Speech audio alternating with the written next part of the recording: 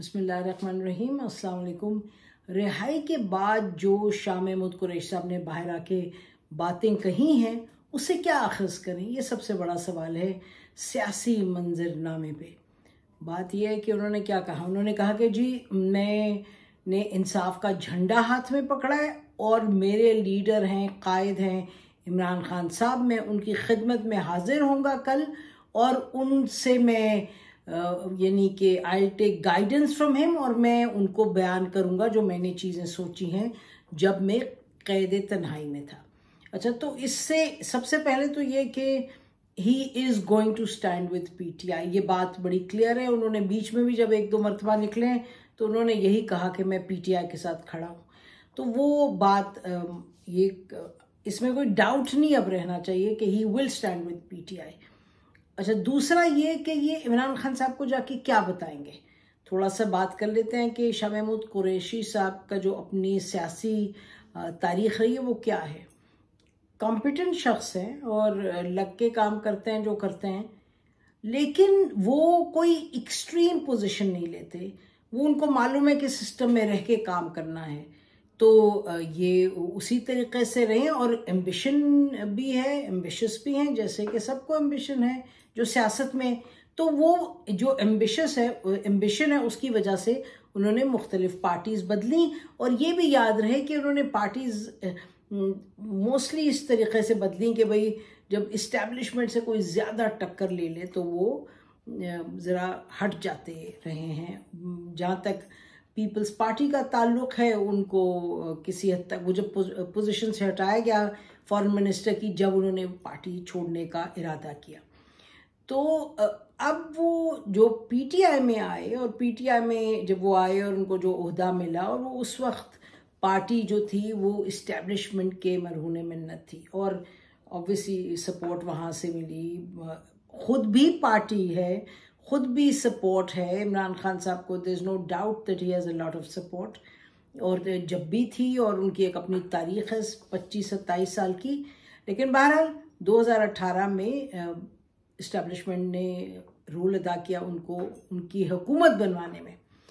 तो उस वक्त शाह महमूद कुरैशी साहब पार्टी में आए और साथ रहे, लेकिन थ्रू आउट शाह महमूद कुरैशी साहब, हमें जो मालूम है, वो अंदर खाने यानी ठहराव का जो पैगाम था वो देते थे, वो राय देते थे उनको।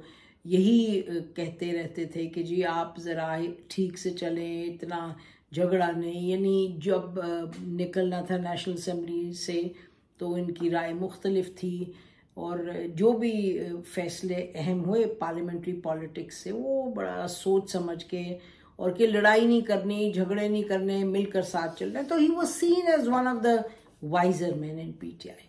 अच्छा, अब जो सूरत हाल है, जब जाएंगे ये इमरान खान साहब के पास तो क्या कहेंगे उनको, सोचते हैं। देखिए, वो ये कहेंगे कि जी इस वक्त हालात ऐसे हैं, पार्टी को अगर बचाना है तो हमें फिर समझ बूझ के आगे चलना होगा। ये भी कहेंगे कि हमारे पास जो वोट बैंक है वो है, और बड़ा तगड़ा वोट बैंक है। अगर इफ़ यू गो बाय, हम तो वही कहेंगे ना जो हम लोगों से सुनते हैं, लोगों से बात करते हैं, हमें नहीं दिखाई देता कि ज़्यादा लोग पीटीआई को छोड़ रहे हैं या इमरान खान को छोड़ रहे हैं। हम तो जब थोड़ी सी कोशिश करते हैं कहने की कि जी देखें ये कमज़ोरी थी, ये गलती थी, ये ब्लंडर था, ये था, नहीं, बिल्कुल नहीं, फिर आप पर तोहमतबाजी शुरू हो जाती है। बट बहरहाल कहना तो हमने वही है जो सच है और जो सही हमें समझ आता है। तो बहरहाल तो वोट बैंक है।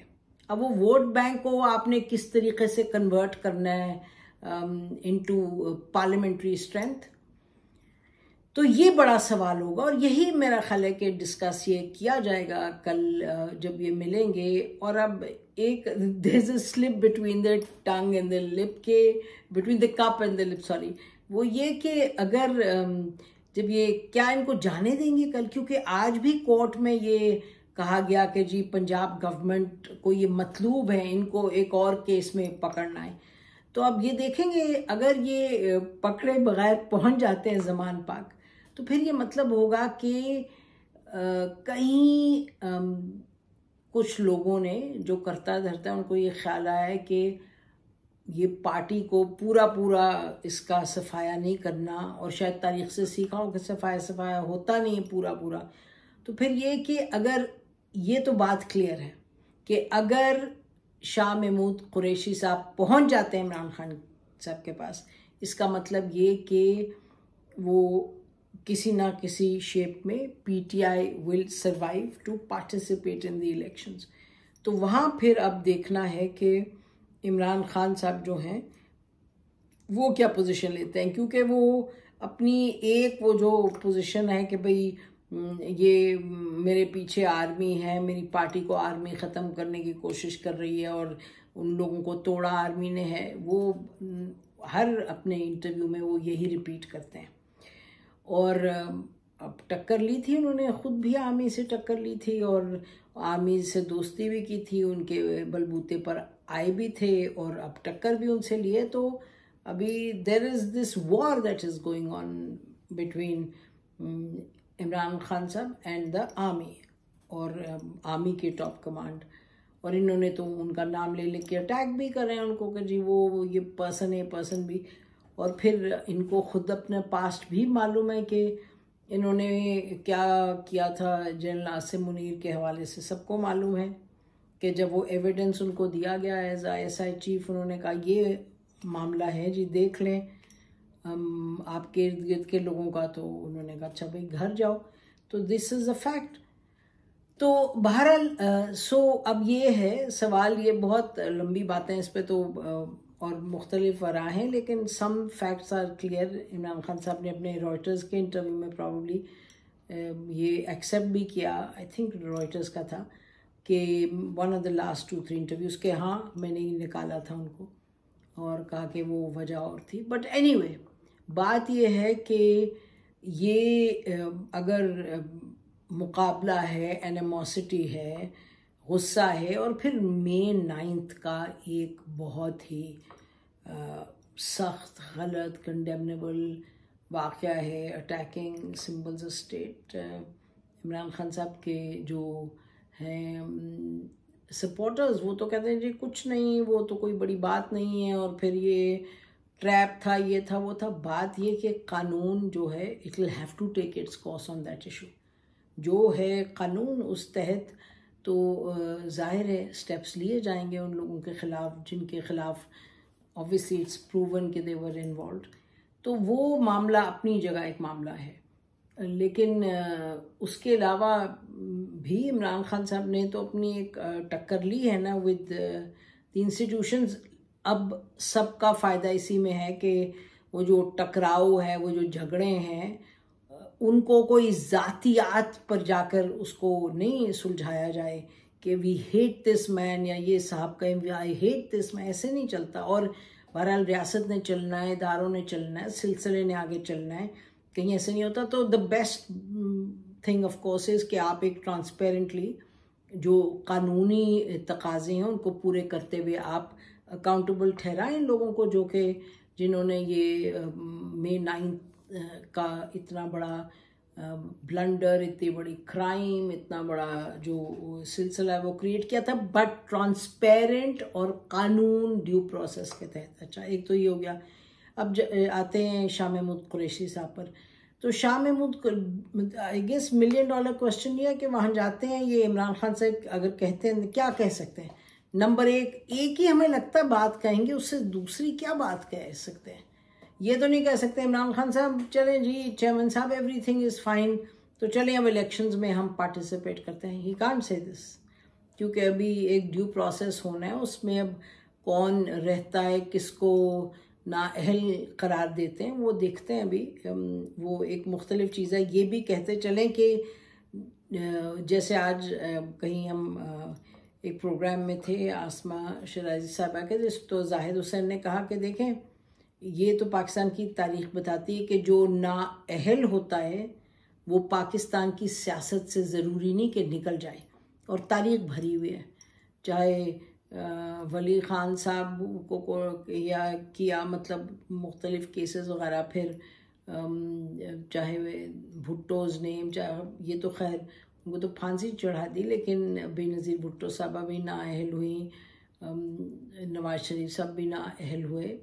और जो दिलचस्प बात है वो ये कि जहांगीर तरीन साहब अपनी सियासत वगैरह कर रहे हैं, वो भी नाअहल हैं, अभी किसी ओहदे पे नहीं पहुंचे। लेकिन बहरहाल तो वो अगर नाअहलियत और सियासत यानी they are not mutually exclusive, it doesn't mean कि one out of one means you're out of the other.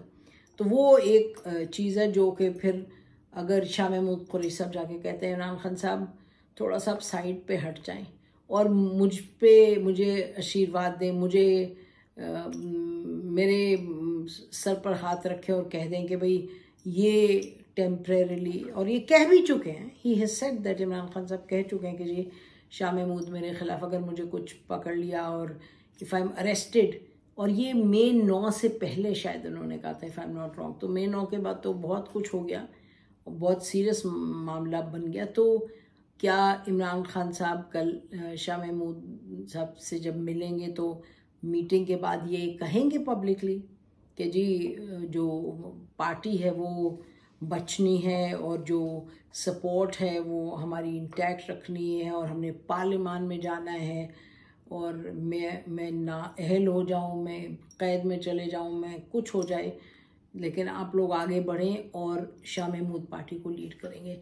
तो that's going to be the big question. हमें लगता है जो आने वाले दिनों में सियासत में दैट्स द बिगेस्ट क्वेश्चन। फिर ये भी देखना है, ये देखिए कि जब ये असद कैसर साहब और परवेज़ खटक साहब बाहर निकले तो वो तो इमरान खान साहब ने कहा ये गए उधर बात करने इस्टेब्लिशमेंट से कि जी कि वो उन्होंने जो डायलॉग कमेटी बनाई है वो उसमें ये भी है कि वो कहें बात करें, लेकिन पता चल रहा है कि उनसे कुछ और कहा जा रहा है। तो वो जब बाहर निकले हैं तो आपने देखा परवेज़ खटक साहब ने बाहर निकल के कह दिया कि जी मैं तो पीटीआई छोड़ रहा हूँ, और असद कैसर साहब चुप रहे, अभी वो कहते हैं मैं साथ ही हूँ पीटीआई के। बहरहाल he hasn't been very vocal and active, लेकिन ये ज़रूर कहा मैं पार्टी में साथ ही हूँ भी।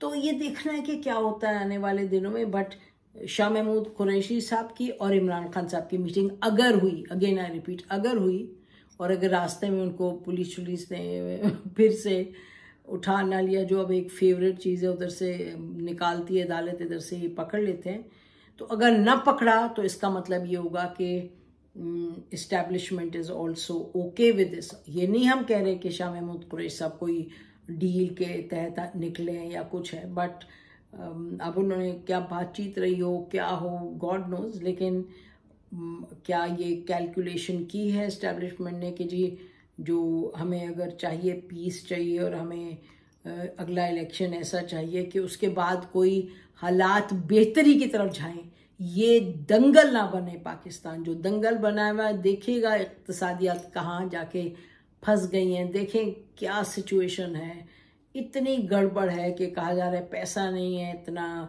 जो लोन्स देने उसके लिए नहीं है, आईएमएफ देगा या नहीं देगा, फॉरेन एक्सचेंज के मामलात बिगड़े हुए हैं, रुपी जो है उसकी जो उसकी वैल्यू है इतना नीचे चलता जा रहा है कि 3000 पता नहीं 12 पे 14 पे बात हो रही थी। तो this will get much worse.